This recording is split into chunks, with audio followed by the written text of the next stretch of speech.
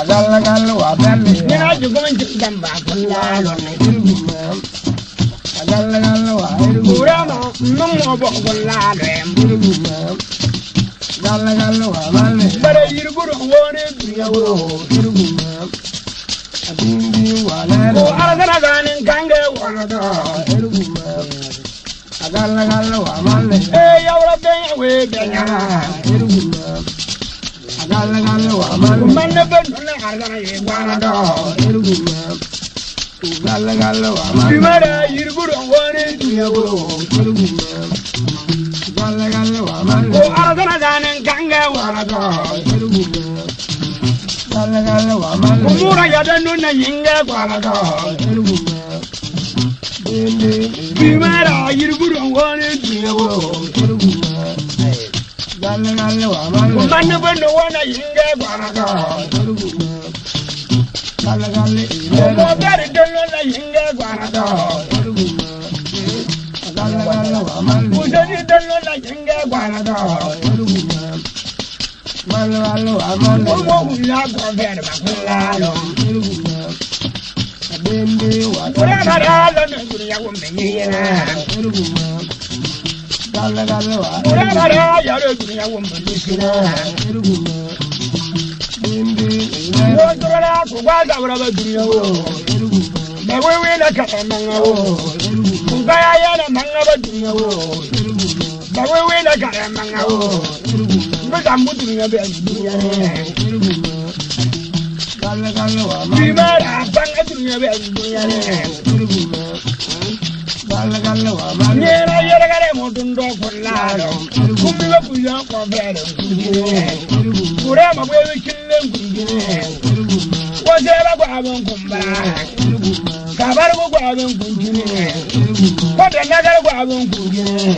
Kebe wula dige ke yada Ke ko da jindo tiruma ke yada Ke wula dige ke yada Ke lolo do yalla ke yada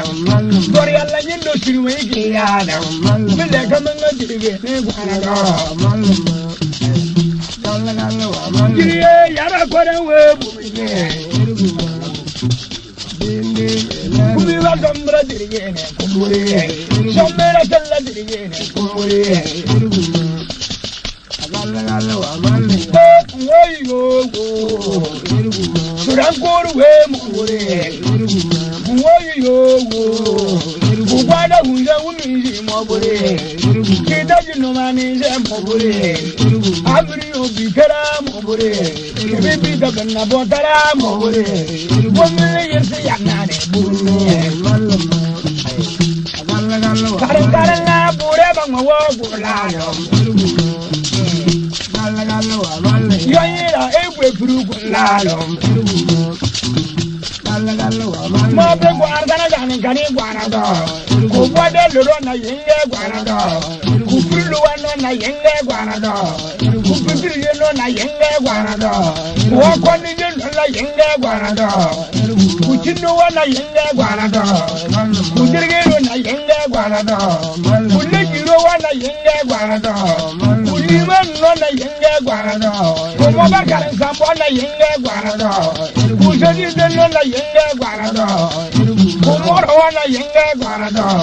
Kusomalo wana yenge guarado Alga mabiwu kiru duyawo bindi wa belli Nina suguriyo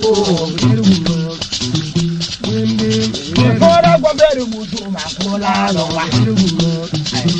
bindi